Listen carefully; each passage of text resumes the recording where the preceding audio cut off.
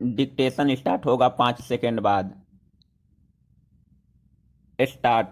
पिछले शुक्रवार को भारतीय जनता पार्टी के कार्यकर्ताओं ने प्रधानमंत्री नरेंद्र मोदी का 71वां जन्मदिन जबरदस्त धूमधाम से मनाया।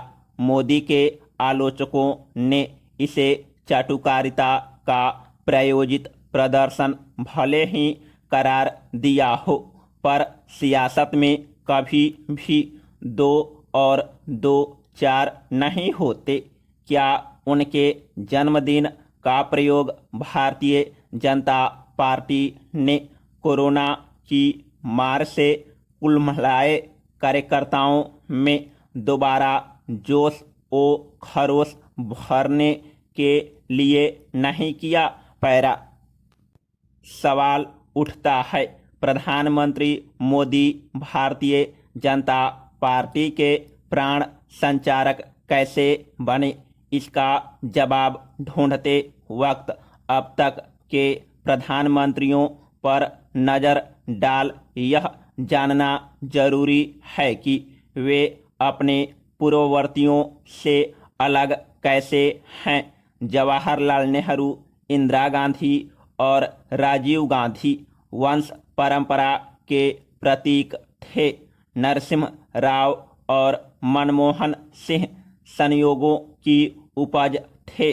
मोरारजी देसाई और विश्वनाथ प्रताप सिंह को जन प्रतिक्रिया के ज्वार ने प्रधानमंत्री की कुर्सी पर बैठाया, पर वे लोगों की उम्मीदों की रक्षा न कर सके।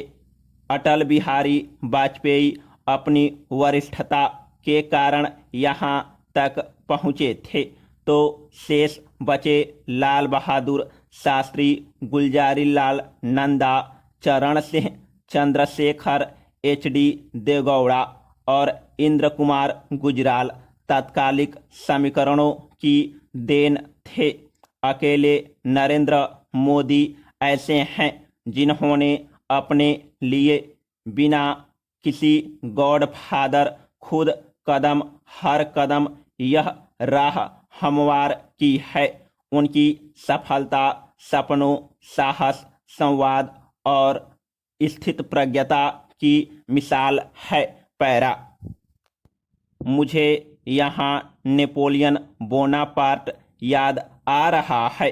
1789 की फ्रांसीसी राज्य क्रांति के वक्त वह तोपखाने में अदना सा अधिकारी था। न तो उसके पास कद काठी थी और न ही वंश परंपरा, लेकिन बदलते हालात पर उसकी पैनी नज़र थी। उसने उसी दौरान सम्राट बनने का सपना पाला और उसे चरितार्थ करने के जतन शुरू कर दिए। आश्चर्यजनक तौर पर सिर्फ 15 साल में फ्रांस का राजा बन बैठा। नरेंद्र मोदी ने भी 1.5 दशक के संगठन के कामकाज के दौरान सियासी षड्यंत्रों और संयोगों को गहरी नज़र से देखा। समय और समीकरण बदल रहे थे और वह समझ गए थे कि यह समय अपने ख्वाबों को मंजिल तक पहुंचाने का है। पैरा कहावत है, सपने साहस के बिना मुकाम तक नहीं पहुंचते। मोदी के साहस की एक मिसाल देना चाहूँगा। गुजरात के दंगों के चलते अटल बिहारी वाजपेयी अहमदाबाद गए हुए थे।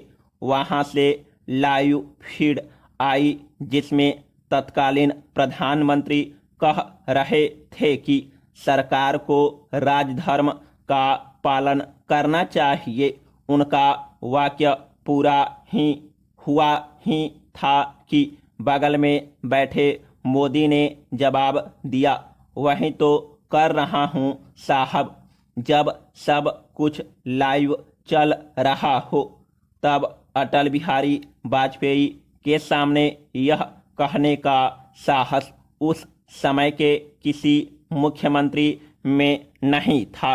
काबिले गौर है कि 2002 की दुखद घटनाओं के बाद से गुजरात दंगा मुक्त है और वहाँ की समृद्धि में जबरदस्त बढ़ोतरी हुई है। पैरा अहमदाबाद की उस घटना के बाद आयोजित गोवा अधिवेशन में मोदी को हटाने की कोशिश भी की गई, पर मुखर विरोध के कारण अटल और उनके समर्थकों को चुप्पी साधनी पड़ी। यह संयोग ही है कि कुछ वर्ष बाद 2013 में इसी गोवा में पार्टी ने उन्हें प्रधानमंत्री के चेहरे के तौर पर चुना।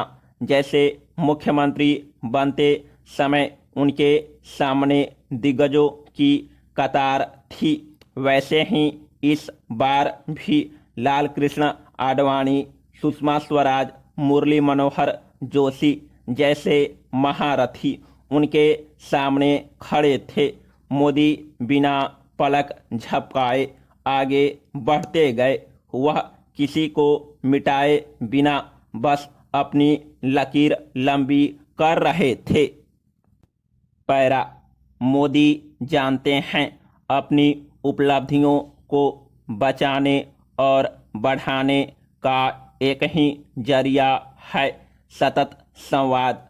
मीडिया और विपक्ष को उनसे अबोले की शिकायत है, लेकिन आपको जानकर आश्चर्य होगा कि पिछले 7 वर्षों में उन्होंने अपने चुनाव क्षेत्र काशी के 27 चक्कर लगाए हैं। वाराणसी के दर्जनों लोगों से उनकी सीधी बातचीत है। इससे पहले किसी प्रधानमंत्री ने अपने चुनाव क्षेत्र के लोगों से ऐसा रिश्ता नहीं रखा। सिर्फ वाराणसी ही नहीं, पूरे देश के साथ भी वह निरंतर संवाद करते रहते हैं। मन की बात के अब तक हुए 80 प्रसारण इसके उदाहरण हैं। संवाद की इस अनूठी कला ने और नवीनतम टेक्नोलॉजी के सतत इस्तेमाल से उन्होंने मतदाताओं के मन में भरोसा जमाने में कामयाबी हासिल की है। यही वजह है कि नोटबंदी, कोरोना, महंगाई के बावजूद बड़ी संख्या में लोगों का भरोसा उनमें कायम है। पिछले दिनों युवा उद्यमी और शोधकर्ता विवान मारवाह ने गहन सर्वेक्षण में पाया कि नई उम्र की नई फसल उन्हें पितृपुरुष के तौर पर देखती है। उन्हें मोदी में ऐसा संरक्षक नजर आता है जो उनकी समस्याओं को हल करने के लिए ईमानदारी से प्रयासरत है। पैरा उनके प्रति भरोसा कायम रखने में राम मंदिर और कश्मीर ने भी बड़ी भूमिका अदा की है। किसी वक्त वह लालकृष्ण आडवाणी के रामरथ और मुरली मनोहर जोशी की एकता यात्रा के कर्ता धर्ता होते थे। भाजपा पहले भी सत्ता में आई, पर कश्मीर से अनुच्छेद 370 की विदाई और राज्य का विभाजन उन्हीं के वक्त में हुआ। अयोध्या में राम मंदिर भी 2023 तक पूरा करने की कोशिश की जा रही है। बिना खून खराबे के यह सब होना बहुसंख्यकों को लुभाता है। समाप्त।